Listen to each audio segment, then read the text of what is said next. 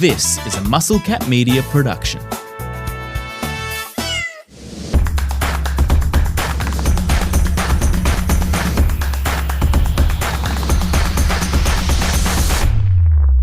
Weekend Pickoff, baseball expats. Boys are all back together. Rolsey, Eric, and Spoon. What the hell is happening with the Dodgers? We'll talk about that in just a moment. But if you are listening to us, don't forget to like and subscribe. Share this podcast with a friend. If the guys have hooked you up with a couple of winners in the last couple of weeks, be sure to tell a friend. Tell 10 friends and make sure they come listen to the Weekend Pickoff. Eric, I'll start with you on the Dodgers thing. I mean, they're no longer leading the NL West. I'll start with you because they featured as one of your best bets earlier in the week. You would think Yamamoto coming into a series that they absolutely needed to win, heading into a massive series against San Diego.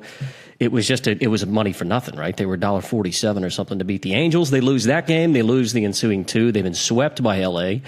And now they find themselves not even leading the division for the first time since April and playing the biggest series of the season against San Diego. What the hell's happened to Los Angeles? It's the same with the Yankees, the Mets. A little mid-season slump. The good news for all of those teams, though, is they've got 40 games to figure it out before the playoffs start. Obviously, you still have to make the playoffs to get there, but there's way too much talent on this team to be slumping. I don't know, maybe a midsummer gut check, maybe this is the championship hangover finally starting to hit. There's too much talent on this team to be concerned at all. And it's I don't know, people are upset at the Dodgers, but man, the Padres are a pretty good team. They've been building this sort of run for quite a while. So I think some credit to the Padres. They've been the second best team for quite a while in that division. This is the year for them. But I think the better question is what's happening in baseball? Because 2 months ago, now it's kind of changed because Seattle, it's ruined the stat just slightly because Seattle's now a game behind the Astros again. But division leaders on August 13th compared to June 13th is crazy. 5 of the 6 division leaders are different. It was the Dodgers on June 14th. Now it's the Padres on August 14th. It was the Cubs in the Central on June 14th. Now it's the Brewers on August 14th. It was the Mets in the NL East on June 14th. Now it's the Phillies. It was the Astros on June 14th. It still is the Astros, but on August 13th, it was the Mariners. The Tigers are still the Tigers, and the AL East goes from Yankees to Blue Jays. So it's crazy that in 2 months, so much has changed, which just tells me that we know nothing right now because in 2 months, we'll be done the first round of the playoffs. We'll be starting the NLCS, and everything will look different. So the baseball season's a marathon, and if you are a distance runner, and I know you are, Rolsey, I don't think you can take too much stock with how you're going in the middle. A lot of it is about how you finish and what kind of legs you have for that last kick. Well, and to that point, Spoon, I guess if we look at the way that the divisions are stacking up at the moment, you think the 2 Western divisions in both the National League and the American League are the 2 that are up for grabs.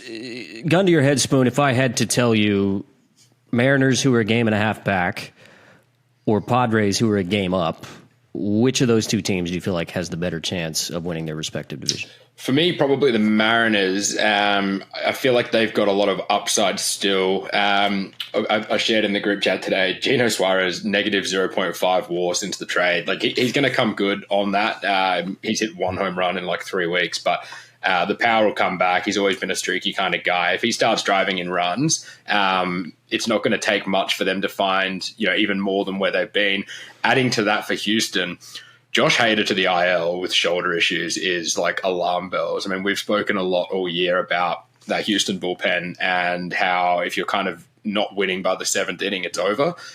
Losing Josh Hader, for however long completely changes that, I think. And the Mariners are kind of a more rounded team, I think, with the rotation, with the bullpen, with the lineup, that even with the moves Houston made, I'm probably taking the Mariners. Not to discredit the Padres by any means. I just think if the Dodgers are having their slump now and they're going to come good in the final month of the season, it might still be too tough.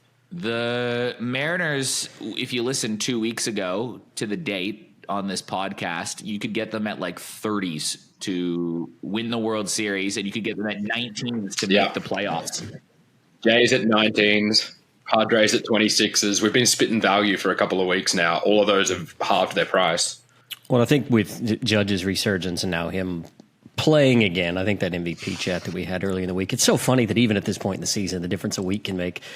In baseball, Judge's sort of resurgence in coming back, even though the Yankees aren't necessarily playing great baseball. I think they're only a half a game up in the wild card race now, right? So, I mean, they're a loss or two away from not even being a playoff team. So, it's funny that baseball is such a long season, but 7 days can make such a difference. Anyways, if you want to listen to us dribble about more Major League Baseball, go ahead, Eric. What do you got? You can dribble some more. I'll tell you what would be frustrating right now, speaking of teams fading, is watching the Mets continue to lose. They're still sitting on 64 wins. The Reds have tied them. Now imagine playing one of the worst teams that we have ever seen in the history of baseball with an opportunity to sweep and tie for a last playoff spot, or just win that series and be one game back of a playoff spot despite a totally mediocre season, as drilled home by yours truly all season long, and losing to the Colorado Rockies. You want to talk about pain? How about the St. Louis Cardinals right now? They are who we thought they were, right? Like, it's been the exact same thing all season. I mean, and today's loss had as much to do with selling your entire bullpen as anything. Like, they've been shut out by them twice this year. The Rockies haven't shut out the same team in the same season since 2006, when Byung-Hyun Kim was still pitching, and it was the first time ever that Colorado had shut out the Cardinals twice in the same season. So, look, things aren't good. I think I saw something yesterday that like 14% of Colorado's wins this year against St. Louis. So, look, if St. Louis can handball one bright spot over to Rockies fans, that's fine, because, look, from the All-Star break, we were never going to be anything anyways. But you're right, it does hurt, because I was looking at that as well. You could have been in a playoff spot right now if you just took care of business. But this is a conversation that I think realistically fans should have with themselves this time of year. It's like, do we want to be a playoff team? Do I want to put myself through that in October, knowing that we don't have the pitching, knowing that at any point our offense in a 5-game series could muster like 7 hits and get swept? Like, do you want to put yourself through that, or would you rather just watch baseball as a fan? I mean, I don't know, Spoon, you're in a similar position. Your team's 4.5 back. Do you want to see this team make a run and play in October just to be dissatisfied? I mean, I don't think you're going to be getting on any plane trips for this team necessarily, like you did whenever they played in the World Series a few years ago. Look, speaking of taking care of business against the Rockies, like, the D-backs win their next 3 games against the Rockies, they'll be above 500. And look, I don't say this very often, but the next 10 days are the most important 10 days. Stop it.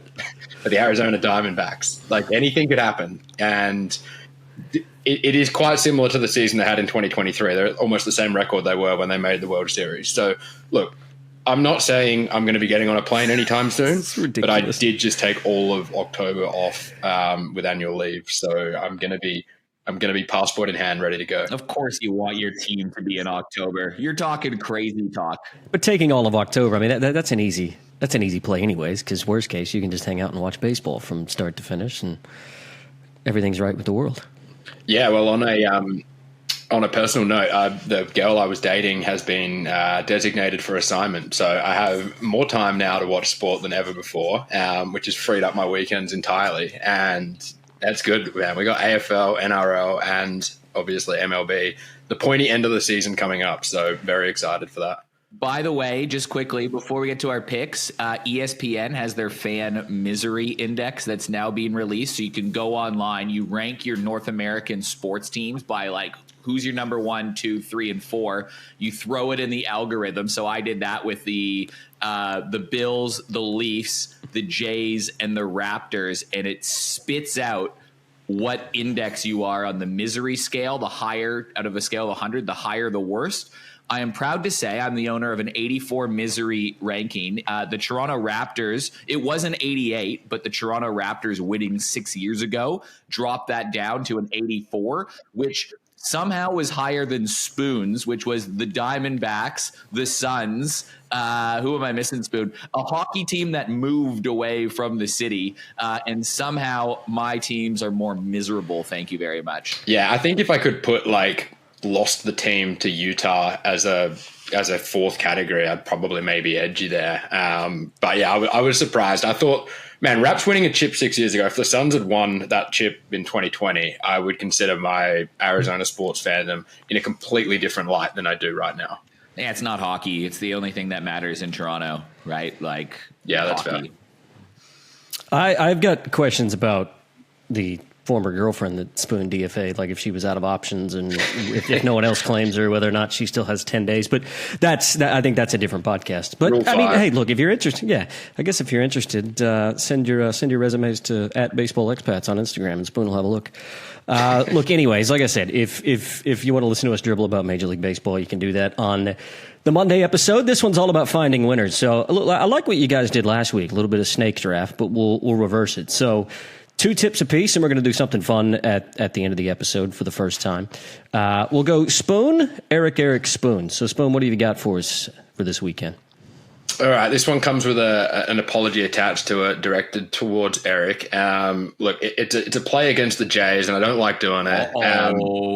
But this is going to be a conflict of interest here for my tip too. This is going to be interesting. Our first one we've had on the show. Okay, well, I can't ignore it. I'm sorry. It's Jacob deGrom over 5.5 strikeouts at $2.04. It ticks the box for us at finding prices above twos, which has kind of been the theme lately for us. And look, those who have listened for the last 4 to 6 weeks have heard me just raving on about Cade Horton nonstop. And yesterday he had 8 strikeouts against the Jays. I know they're the best strikeout prevention team in baseball, but there's just been a little bit of recent swing and miss sort of brought into their game of late. DeGrom at a line of 5.5, I can't remember seeing in my life. The last 5 starts for DeGrom, 8, 5, 8, 9, and 8.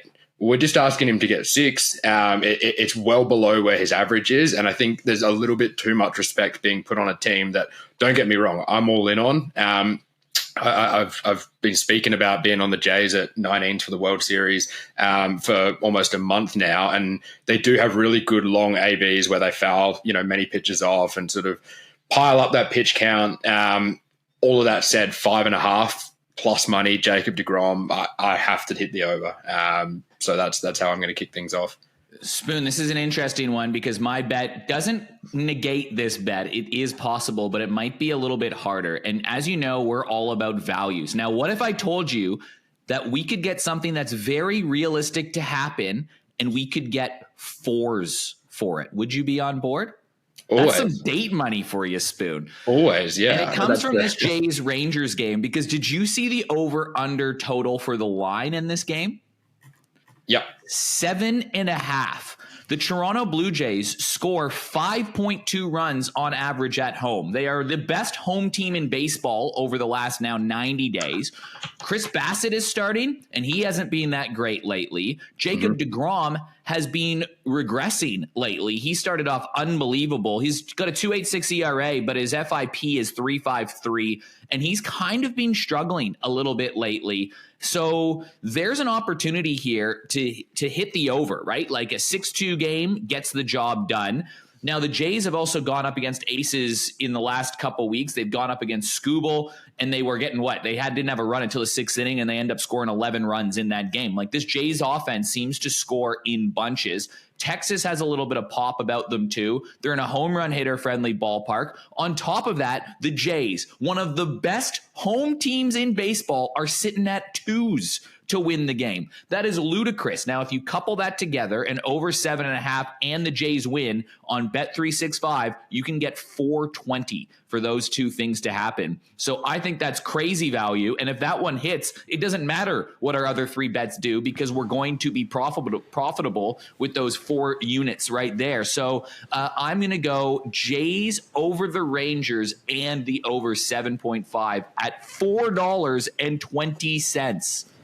Yeah, I like it. I was just clicking buttons, which I guess now that I say it out loud kind of summarizes all I really do in life. I just click buttons. I think it describes just clicking most of buttons us. around on Sportsbet, and your 2 plus my over 5.5 strikeouts for deGrom, that's paying 10s. So that could be a fun little way. Like you said, there's been a number of games recently. I mean, even today the Jays were down, I think, 1-0 in the 7th, came back and won. There's been a lot of times where the Jays have started slow against quality pitching and tacked on late. So I see definitely a world where deGrom could have those 6 strikeouts in the first 3 or 4. And that doesn't mean we're going to be in a super low-scoring game. Something that's interesting that came up for me when I was looking at this game, though, and I'm not sure if you've seen this as a big Jays guy yourself, Chris Bassett's splits this year are wild. At home, he's unreal. Yeah, on the road, he has a 6.39 ERA, a 3-6 record, and a strikeout rate of 7. He's 2.56 at home. 2.56 at home with an 8.0 record and a 9.8 K.9. So, like, they're cottoning onto that a little bit, hence the line. But, yeah, I mean, I'm with you all the way. I'm a big fan of both offenses. And to get that price about a team at home, 420, I think, is good shopping. Now, the second one I have for you is just a $2 value, but it is versus the two teams in baseball that Rolsey would love to watch more than anybody else, and that is the Chicago White Sox and the Kansas City Royals. They're playing a blockbuster series this weekend. I can't wait for it because the Royals, they rank last in the league in home scoring at 3.4 runs per game. Now, on the other hand of it, too, their starting pitcher is Noah Cameron. And, dude, Noah Cameron is quietly one of the best pitchers in baseball this year. He's got a 2.55 ERA. He's allowed 2 earned runs or fewer in 12 of his 16 starts this year. And the White Sox don't score. They score 3.8 runs per game. That's 27th in the league. So all of a sudden, you're getting a Royals offense that can't score and a Royals pitcher that doesn't allow the team to score. Now, the line is flat on 9 for this game, and the unders is paying 2. Now, Noah Cameron, when he starts, they've hit the 9 or under in 12 of 16 starts as well. So when Noah Cameron pitches, these games are low scoring. 75% of the time you would cash in on this bet right here. So I'm going the White Sox Royals under at 2s on that one for all of those laws of averages that would suggest. That, like, nothing makes me want to wake up on a Saturday morning worse than watching the White Sox and the Royals score no runs. Yeah, that's what you're hoping for. That's the equivalent of Spoon sending his buddy to Coors Field and just nothing happening except for one inning and him going, that was one of the most miserable sporting experiences of my life. Imagine me inviting someone over and going, hey, you want to come over on Saturday morning and we're going to watch White Sox Royals and pray that no runs are scored. That sounds miserable. Well, I don't care if I double my money. That sounds like a bad time. There's value there, baby. You don't have to watch it. You just got to lay that bet and move on. All right, I'll bring it home now with the Spoon sandwich. Look, not reinventing the wheel here, but just talking about splits a little bit before. Here are some really impressive splits for a guy I love. On the road, an ERA of 4.22, a 6.4 record, and a strikeout rate of 8. At home, in 11 starts, an ERA of 1.65 with a strikeout rate of 10. I'm talking about none other than Framber Valdez, who is at home tomorrow against a Orioles side who are probably 2025's biggest disappointment package as far as preseason expectations versus actual performance. Player performance double, Valdez 7 or more strikeouts, and the Astros to win at $2.25. Young on the mound, still trying to figure it out a little bit for Baltimore. An Astros team that's right in that division scrap with the Mariners and needs to just be taking care of business. Last 2 home starts for Valdez, 10 strikeouts against the Rangers, 12 against the Nationals. This is a guy who can just miss bats when he's at Minute Maid Park. I'll probably personally have something on the top up options, but for our play, let's lock in the 7 at 225 because I just think that's great value. Yeah, and I mean that's the exact opposite of what we were talking about previously, right? There's plenty of reason to watch that series, particularly with Houston in the battle that they're in. So just to recap the boys' picks, Spoon going with Jacob deGrom over 5.5 strikeouts against Toronto. What was the price on that, Spoon? $2.04. $2.04 there. And we could couple it with Eric's first bet. That is Jays Rangers over 7.5 total runs plus Jays to win. That in and of itself sitting at $4.20. But if you do want a little bit of a top up, you want to combine that with DeGrom over 5.5, saying that you can get 10s with that. If you are a baseball masochist and want to watch the White Sox and Royals fight to a 2-1 final tomorrow and comfortably be under 9 runs, that's paying $2. Eric's second best, and Framber Valdez versus Baltimore. Was that over 7.5 and Houston win, Spoon? 7 or more and the win at 2:30. It's just gone to while I'm looking at it. At 2:30. Well, the people in Vegas are listening. So good value as always from the boys. Well, I think we'll have plenty of interest on that Jays Texas game tomorrow. But before we leave you, we're going to do something a little bit different on the Weekend Pickoff. If you haven't noticed, the boys really like going after pitching value. So my challenge to both Spoon and Eric, and to include me, because often I feel left out, is we're going to try and find somebody that's going to hit a home run for you tomorrow. Chicks dig the long ball, and I feel like we don't talk about it enough on Weekend Pickoff. So, boys, give me your best 30-second spiel, and Eric, will start with you, for who's going to go deep tomorrow. Well, I've got a couple options. First, I just want to preface this. Spoon, are you going to be touching the Colorado Rockies versus Arizona Diamondbacks? I'll leave it just because every single D-back is going to homer tomorrow, and that's... Look, I mean, the easy play for me is Tanner Gordon is having a terrible time at the moment, and he's starting against the best power team there is in the Arizona Diamondbacks. It feels like everybody can hit a home run.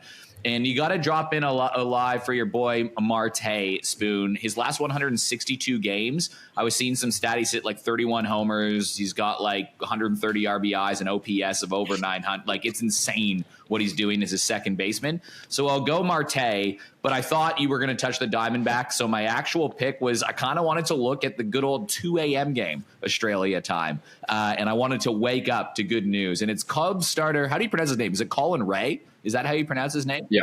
Yeah. So the wind looks like it's going to be blowing out tomorrow at Wrigley Field, and I kind of want to go for some like serious value.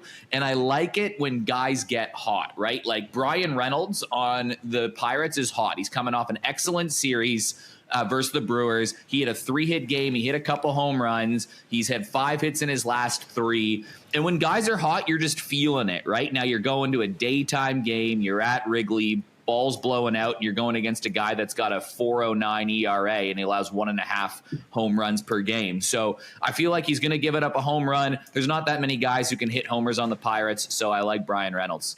See, this is exactly why, of all the games tomorrow, he's the exact guy that I was going to pick to hit a home run. Brian Reynolds. You were going to hit Brian Reynolds? If you look at his numbers against Colin Ray, he's hit 2 home runs against him in 15 trips to the plate. The majority of Brian Reynolds' home runs in his career are hit left-handed.